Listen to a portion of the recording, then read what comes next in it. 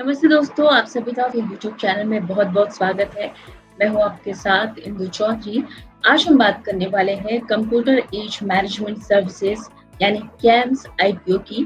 काफ़ी टाइम से ये आईपीओ जो है वो इसका इंतज़ार बाज़ार कर रहा था और निवेशकों में भी काफ़ी जागरूकता थी इस आईपीओ के बारे में जानने के लिए। तो अब फाइनली कंपनी ने ये अनाउंस किया कि ये जो आईपीओ है वो 21 सितंबर से लेकर 23 सितंबर तक खुलने वाला है। यानी अगर आप इस आईपीओ में अप्लाई करना चाहते हैं तो मंडे से लेकर वेडनेसडे 21 से 23 सितंबर के बीच अप्लाई कर सकते हैं। आगे देखते हैं प्राइस बैंड क्या है। प्राइस बैंड यहाँ पर 1229 से 1230 रुपए प्रति शेयर तय किया गया है। इसके अलावा आईपीओ के जरिए कंपनी की मार्केट से करीब 2,244 करोड़ रुपए जुटाने की योजना है, जिसका इस्तेमाल कंपनी अलग-अलग सेगमेंट में अपने आप को एक्सपेंड करने के लिए करने वाली है। साथ ही अगर लॉट साइज की बात करें तो मिनिमम ऑर्डर क्वांटिटी 12 शेयरों का है, यानी आप अगर शेयर के इस आईपीओ के लिए अप्लाई करते हैं तो एक लॉट में आपको 12 शेयर मिलेंगे। ऑफर फॉर सेल के जरिए 2.24 करोड़ शेयर जो है वो मार्केट में पेश करने वाली है कैम्स। अब जानते हैं कि कैम्स का जो बिजनेस है वो क्या है। दरअसल कैम्स म्यूचुअल फंड इंडस्ट्री को फाइनेंशियल और बाकी सारी सेवाएं देती है। मार्केट कैप इस कंपनी का बहुत स्ट्रांग है इस सेगमेंट में और अब कंपनी और भी कई सारे सर्विसेज में को बढ़ाना चाहती है, नए सर्विसेज देना चाहती है, नए सेगमेंट्स में एंट्री करना चाहती है और इसीलिए कंपनी ये आईपीओ लेकर आ रही है। हमने सीधे कंपनी के मैनेजमेंट से इंटरेक्शन की, उनसे बात की कि आखिर उनके क्या प्लान्स है। चलिए सीधे चलते हैं कैम्स के मैनेजमेंट के इंटरेक्शन को देखते हैं, जहां पर मैंने मिस्टर अनुज कुमार जो कैम्स के सीईओ हैं उनसे बातचीत की। मिस्टर अनुज, आपका बहुत-बहुत स्वागत है। सबसे पहले तो हम जानना चाहेंगे कि इस आईपीओ को लाने के पीछे क्या मकसद है कंपनी का और जो रकम जुटाई जाएगी आईपीओ के जरिए उसका इस्तेमाल कैसे किया जाएगा? Yeah, so think of it this way that this is completely an offer for sale. The offer for sale is happening for existing shareholders, and that is how the IPO is structured. There is no primary component, and therefore the company is not raising any money.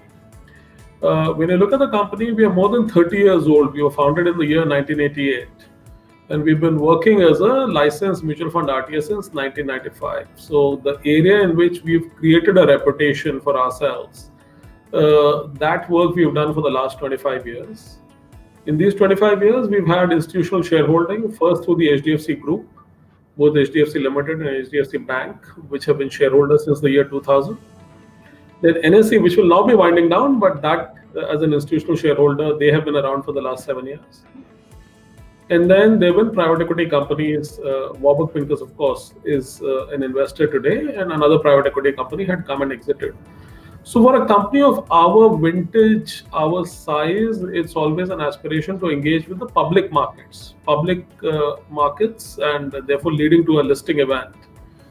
And that's how the decision got made last year when we decided that we want to diversify our shareholding and engage with the public markets.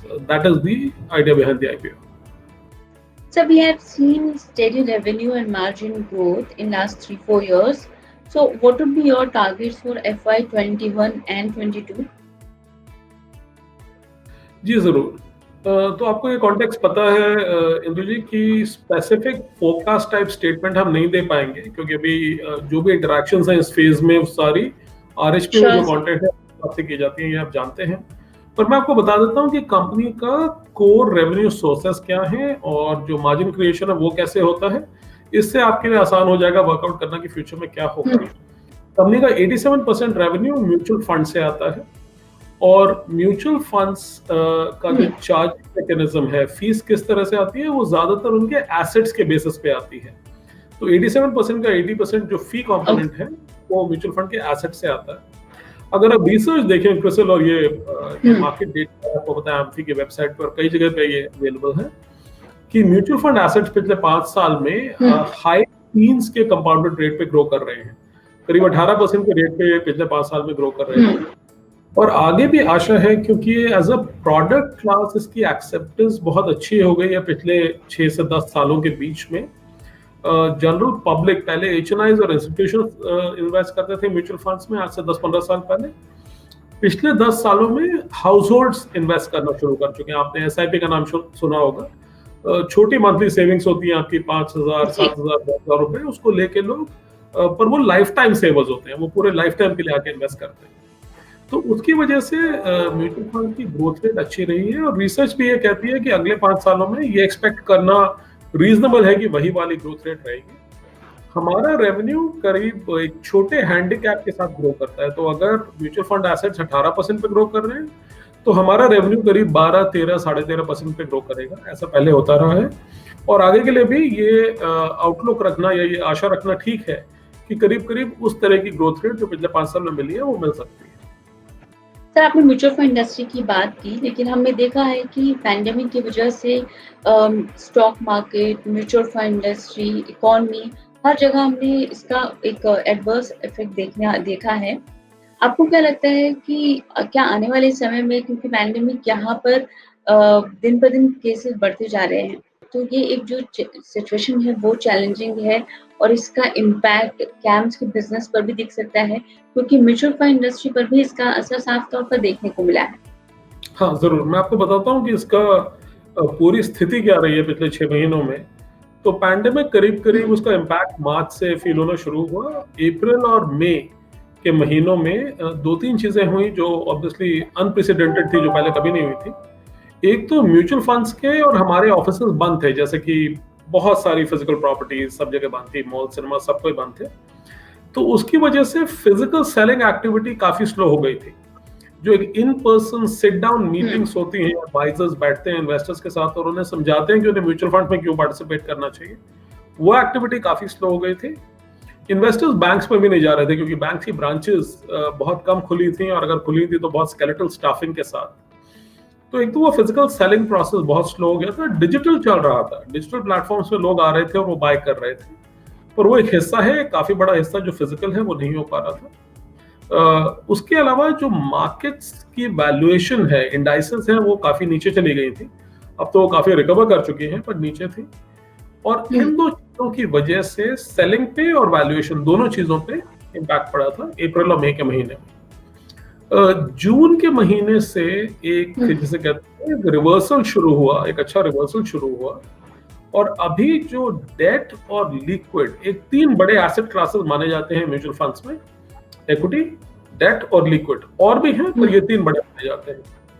तो liquid और date, इनके जो assets हैं, इसकी जो value थी पूरे mutual fund के एएमसीज के पास, वो करीब करीब वापस पहुंच गई है, जो कि प्री कोविड डेज में थी, जो कि एक बहुत अच्छा ट्रेंड है।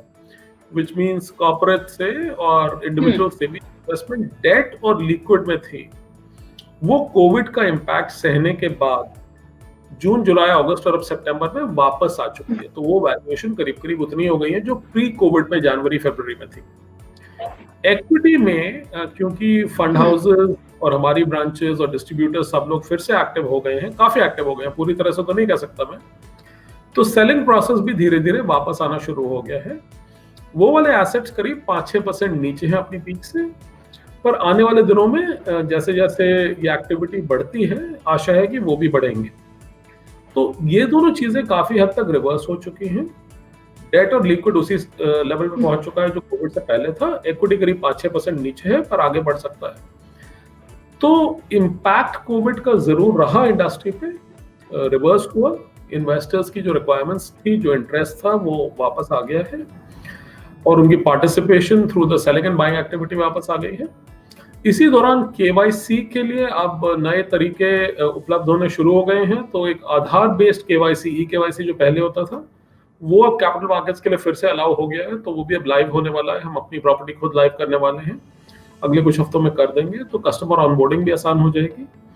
तो इन सारी चीजों का अगर आप कलेक्टिव इम्पैक्ट देखें, तो कोविड का जो पीक इम्पैक्ट था, उसको मार्केट काफी हद तक उससे बाहर आ चुकी है।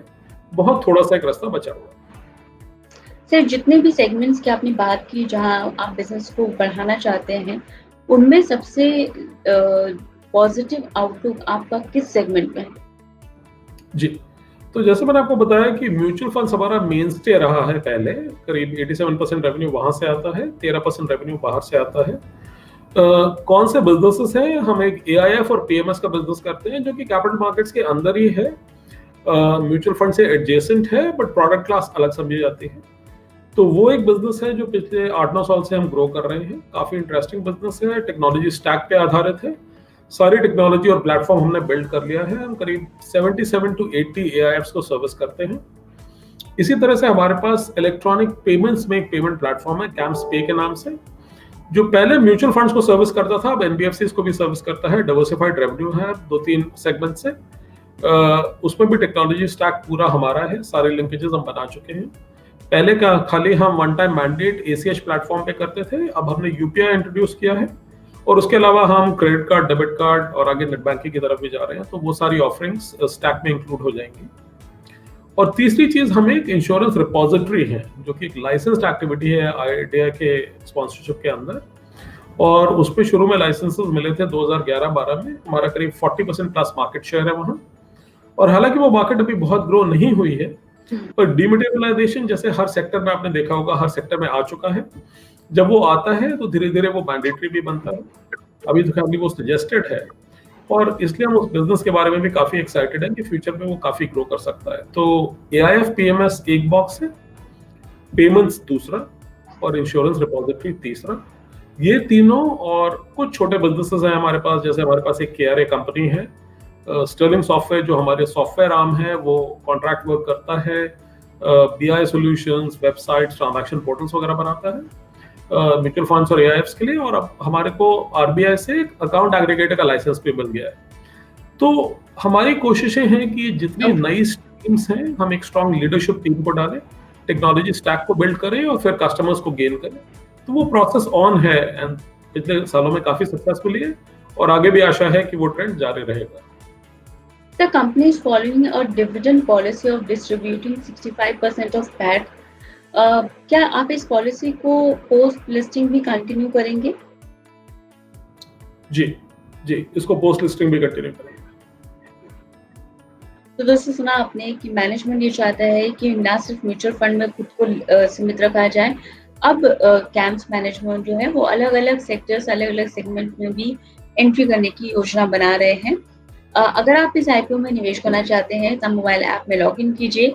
वहां पर आपको आईपीओ का एक सेक्शन दिया गया है, वहां पर जाइए, जहां आपको 21 सितंबर से कैम्स आईपीओ दिखना शुरू हो जाएगा। उस पर क्लिक कीजिए और जितने लॉट आप अपना अप्लाई करना चाहते हैं उतने लॉट साइज को वहाँ पर डालिए और अप्लाई कर दीजिए। जैसे ही अगर आपको अलॉटमेंट एक्सचेंज की तरफ से अगर आपका एप्लीकेशन अप्रूव होता है, तो आपके बैंक अकाउंट में जो रकम है, जितने लॉट साइज के लिए आपने निवेदन किया है, वो रकम फ्रीज हो जाएगी। और एक बार ये पूरा प्रोसेस अलॉटमेंट का होगा, और अगर आप वो अलॉट किए जाते हैं स्टॉक्स, तो आपके बैंक अकाउंट से वो रकम जो है वो डेबिट हो जाएगी। तो बहुत ही आसान तरीका है। आप करना चाहते हैं आईपीओ में अप्लाई, तो आप तुरंत मोबाइल ऐप को उठाइए और इस आईपीओ में पैसा लगाइए।